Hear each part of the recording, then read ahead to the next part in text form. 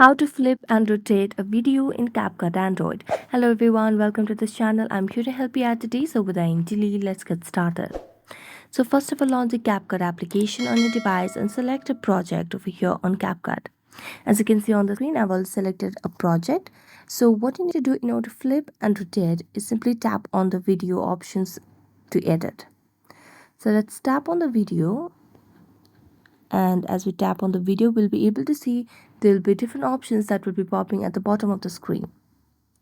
So let's tap on the video, and here you can see there are different options. So let's drag it to the left, and here you can see these different options. So let's see what we have. So I'm gonna wait for a while and let's check the option. So you can just tap on the basic option over here. So you can flip it over here just like that.